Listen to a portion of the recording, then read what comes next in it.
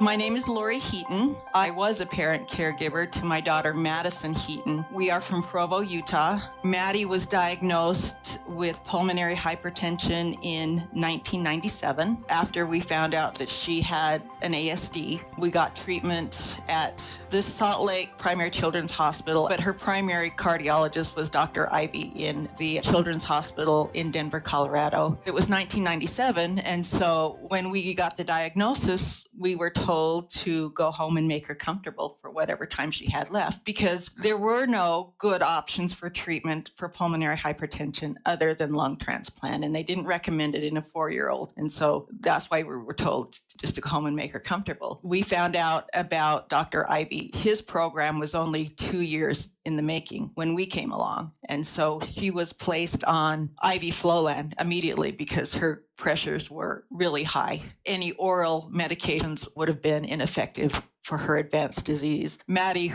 I felt like, was kind of one of the early pioneers in testing out these new therapies. Whenever any new treatment got approved, she would try it. So she went from IV Flolan to IV Remodulin, but the problem was she just would get a lot of line infections. And in 1999, we found out that she had leukemia. Well, they recommended chemotherapy, but they had their reservations because some of the chemotherapy drugs are hard on your heart. And since her heart function was compromised from the pulmonary hypertension, they were reluctant to give her any chemotherapy. We wanted Maddie to have every chance to live. Again, we made a hard decision to put her on the chemotherapy. And how chemotherapy works with leukemia is they do a bone marrow biopsy and they see how many leukemia cells are in the bone marrow. And her bone marrow, I think, was impacted like 95% with leukemia cells.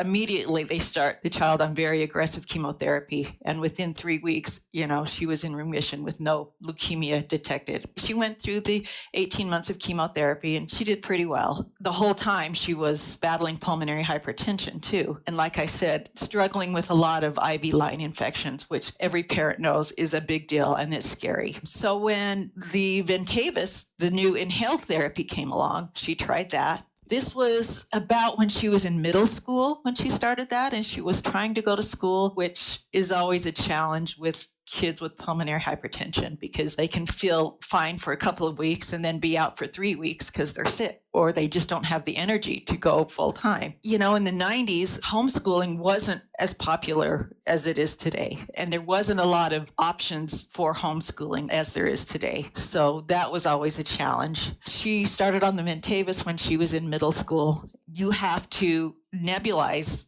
like 5 times a day, and it can take anywhere between 10 to 20 minutes. So she would always have to schedule time in between classes, during classes. Any activity had to be interrupted by her doing her nebulizer treatments. She had a really hard time complying with the schedule. It was just hard. And she started to feel as much tethered to her nebulizer as she did with the permanent IV. And so she did that for a couple of years and then decided to go on the sub-Q Remodulin. And she was always kind of reluctant to do that as well because of the site pain that we had heard was so severe. She did that for about 5 years. By this time, she was a young adult. As everyone knows, pulmonary hypertension is a progressive disease. So by the time she was 20 years old, she had pretty much run out of all the options for treatment. She had gone through all the oral medications. She had gone through the IV medications and the inhaled. And basically, she was looking at a lung transplant for her only option.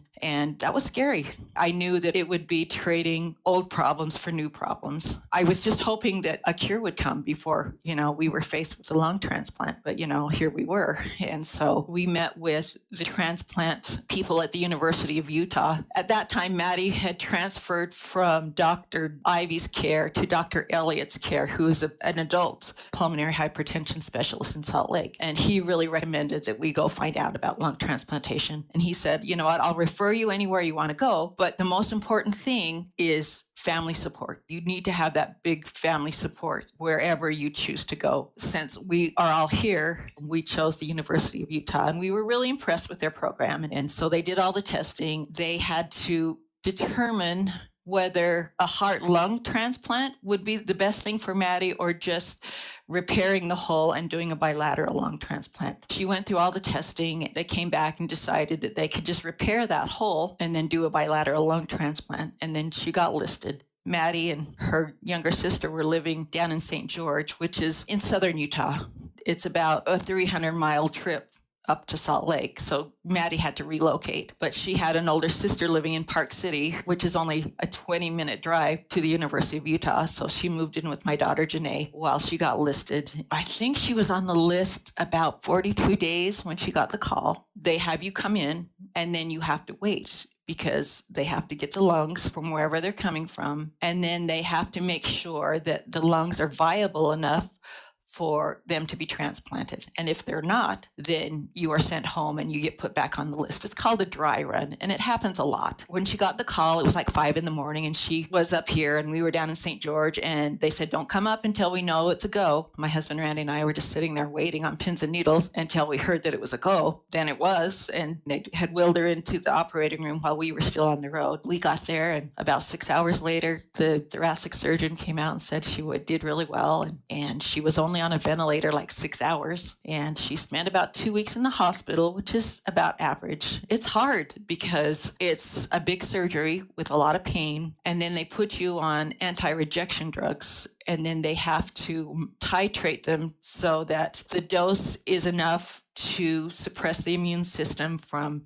rejecting the new lungs, but not enough that it puts her at risk for infections. It's a process, and you don't feel well because these are really heavy-duty drugs. You adjust and you get better. But the thing is, back when she was little, I thought I will never put her through a transplant. But you know what? It was her decision, of course, because she was an adult by the time. These kids, they want to live. They just want to live, and they want to have a normal life, and she was able to have a good life. She was able to, live an active life and not be tethered to an IV, and she could breathe, and it's huge. But like I said, the anti-rejection drugs put you at a really high risk for an infection, any type of infection. And she got a fungal infection in her lungs. Fungus, they're just really common. We breathe in fungal spores every day, but people with regular immune systems, it's no big deal. But people with, weakened immune systems, it can make you sick. She eventually kind of went into chronic rejection, which is just scarring of those small bronchioles in the lungs. She ended up in the hospital again. They put her eventually on life support. I remember the day that they admitted her, the doctor said, you may not make it long enough to get another lung transplant.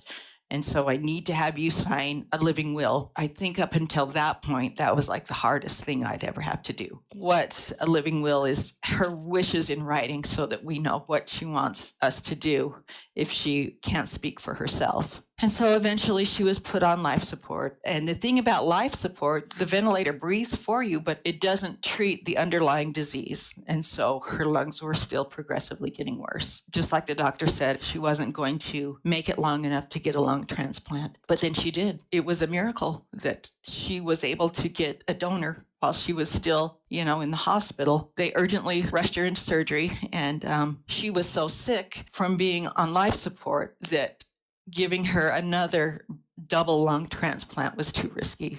She wouldn't have survived the operation. And so they gave her a single lung transplant. And they told us that people can live a fairly normal life with one lung. She did well with that, and the recovery was quite a bit longer this time just because she was so sick going in that she kind of had to dig out of a hole, basically. But she did really well. And again, she was able to go to college, and she was thinking about what she wanted to do with her life and what career options were available to her. And so she was literally given another chance to live, and she wanted to travel. I always thought, even when she was little, that she knew that she wouldn't be here on this earth very long. She wanted to experience life. Her and her sisters are very close, and so they traveled around a lot. And it was a few months before she passed away. She found some really cheap tickets to Amsterdam, and she had always wanted to go there. And so she booked the flight and planned the trip, and she went with her sisters and some friends, and it was a really amazing trip for her. But she got sick over there, and it was in her mind just a cold.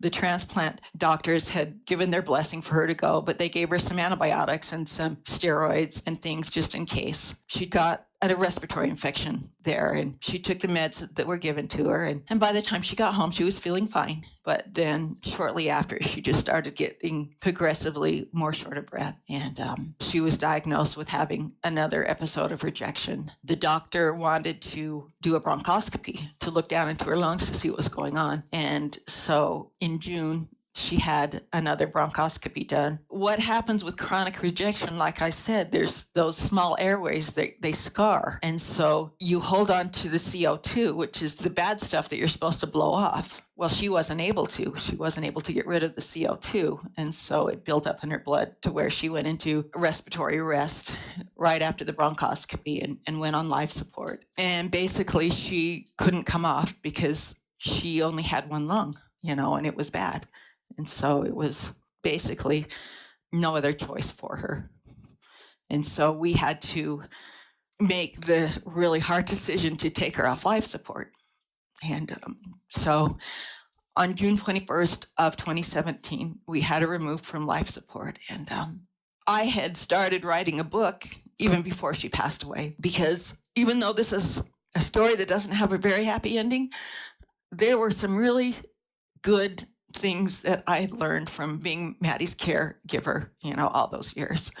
I just wanted people to know that, you can go through hard things and still come out okay the other end, and you can learn good things. And it's a book that just chronicles Maddie's life through pulmonary hypertension and, the things that she taught me. It's about all the things that you can learn from going through hard things. And it's for anyone who wants to become a better person through the adversity that they've gone through. And each chapter kind of focuses on a blessing that I had learned, like one is faith or perseverance or living in the moment or being an advocate or learning to be happy, things like that. And it was something that I had thought about for years and years, but, the timing just had to be right.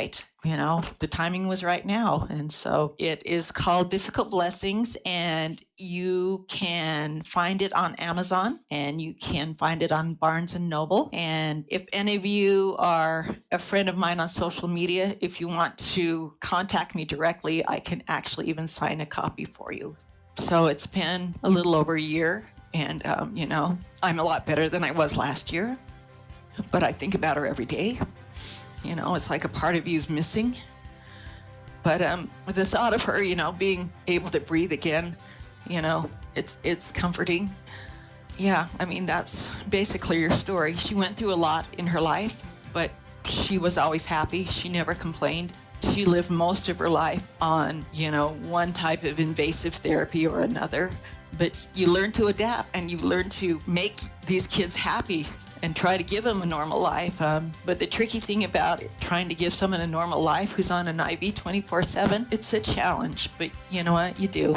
And there's thousands and thousands of parent caregivers who are doing that, My name is Lori Heaton. I am aware that my daughter Madison Heaton was rare.